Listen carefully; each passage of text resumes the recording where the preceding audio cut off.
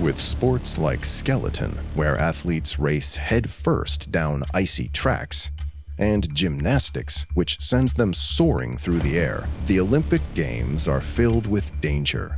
Though accidents are common, deaths during competition are rare. In today's episode, we look into the tragic tales of athletes who paid the ultimate price while striving for Olympic glory. This is the true tragedy of the most painful deaths in Olympic history. The year was 2010, and the world gathered in Vancouver, Canada for the Winter Olympics. Among the competitors was 21-year-old Georgian luger Nodar Kumaratashvili, whose passion for the sport would lead to a devastating end. The Whistler Sliding Center, renowned for its speed and technical difficulty, was the setting for this tragedy. Just hours before the opening ceremony, Nodar set off on a practice run. The atmosphere was tense. The track, infamous for its high speeds and challenging turns, had already sparked safety concerns. As Nodar raced down the track, he approached a particularly tricky section. His sled veered out of control, and in a horrifying moment, he was thrown from his sled, flying off the track and crashing head first into a metal pole. The impact was catastrophic. Emergency crews rushed to the scene, performing CPR and airlifting him to a nearby hospital. Despite their efforts, Nodar could not be revived.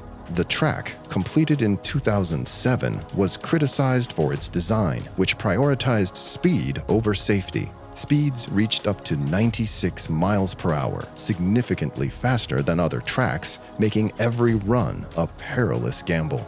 We move to the sweltering streets of Stockholm. The year was 1912, and the Summer Olympics were held in Sweden for the first and only time.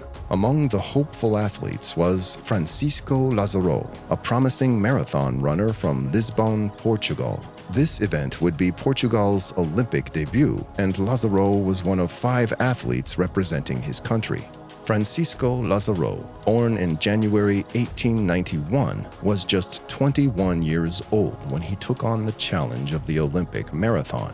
A skilled runner, he had a unique pre-race ritual, covering his skin with oil. He believed it would prevent excessive sweating, a crucial concern for marathon runners. However, this well-intentioned practice would prove to be a fatal mistake. On July 15, 1912, the marathon began under the blazing summer sun. The heat was oppressive, and the 26.2-mile course demanded everything from the athletes.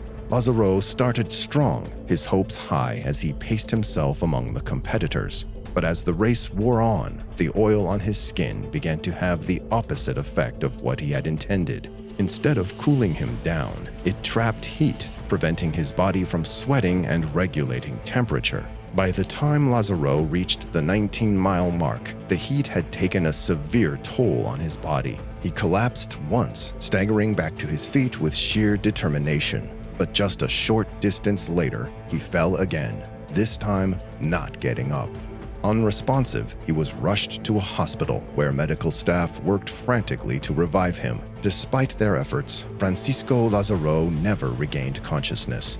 He died the following day, the official cause of death being complications from heat stroke. His tragic death marked the first time an athlete had died during the modern Olympic Games, casting a shadow over what was meant to be a historic moment for Portugal.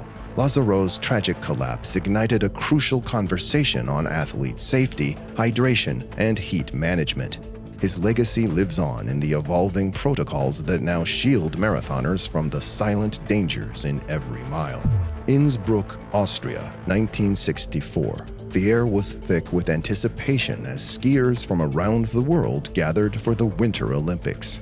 Among them was Ross Milne, a 19-year-old Australian skier determined to prove his nation's mettle in alpine sports. It was his first Olympic appearance, and the young athlete was eager to make his mark on the world stage. Ross Milne hailed from a small tobacco farm in Myrtleford, Victoria. He was Australia's brightest hope in downhill skiing, having trained in Europe the previous season. His dedication and natural talent made him a standout, yet the 1964 Winter Olympics would test him like never before. The downhill course at Pacherkove was notoriously treacherous that year. An unprecedented lack of snow had forced organizers to transport it from other regions, creating a slick, dangerous track. This course, lined with bare earth, rocks, and trees, was unforgiving for any skier who veered off the path. On January 25th, Ross set out for his first official training run. The morning was cold, the sky overcast, adding to the foreboding atmosphere. The course, known for its steep sections and sharp turns, demanded the utmost precision. As Ross approached one of the steepest parts, he encountered a group of skiers blocking his way. Traveling at 60 to 70 kilometers per hour, he swerved to avoid them, but lost control. In a split second, Ross was catapulted off the course and into a tree. The impact was devastating. Fellow competitors, unaware of the tragedy unfolding behind them, continued their runs. It wasn't until Peter Brown, a teammate, skied past the crash site that the severity of the situation became clear. Ross was unconscious, and despite immediate medical attention, he was pronounced dead upon arrival at the hospital. The aftermath was filled with grief and controversy. Questions arose about the safety of the course and the preparedness of the Australian team. The organizers blamed Ross's inexperience, while his teammates and coach vehemently disagreed, citing poor course management and the perilous conditions. We travel back to the scorching heat of Rome in 1960. Here, another Olympic tragedy unfolded, forever altering the discourse on doping and athlete safety. The victim was Knud Enemark Jensen, a talented Danish cyclist just 23 years old. The 1960 Summer Olympics in Rome were underway, and the temperature soared to an unbearable 40 degrees Celsius.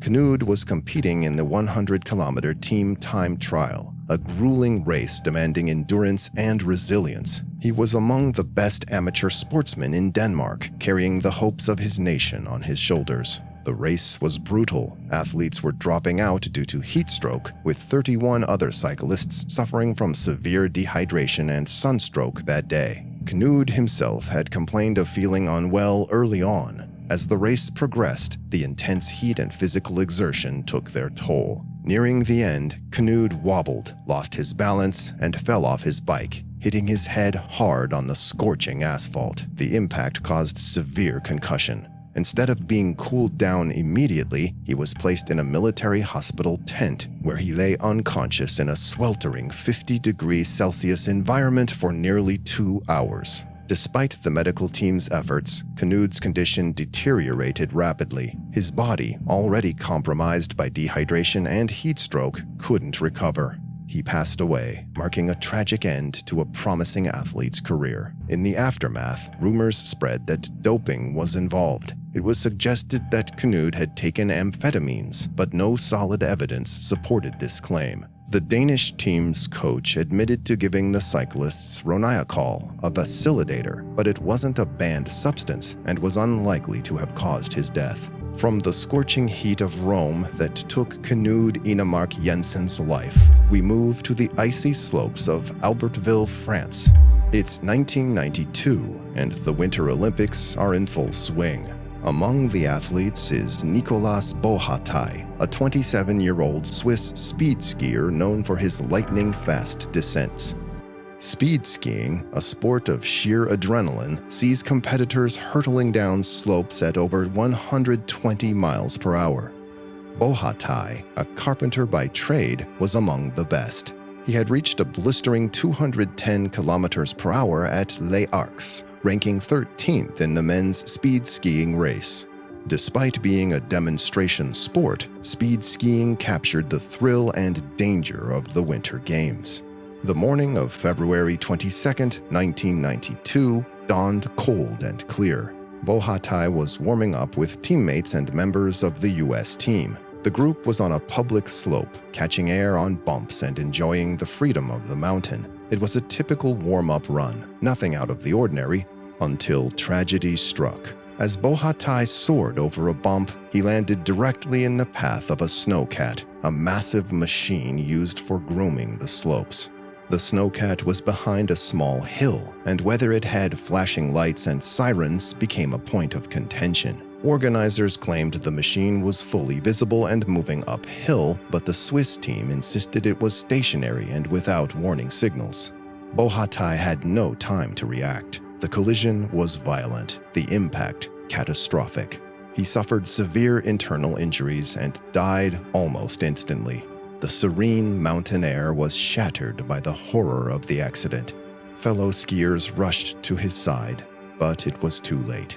The scene was chaotic. The snowcat, a seemingly innocuous machine, had become an instrument of tragedy. Witnesses were conflicted. Some swore they saw flashing lights, others didn't. The confusion added to the heartbreak as the Olympics lost another athlete. This was the true tragedy of the most painful deaths in Olympic history. May the souls of the Olympians rest in peace.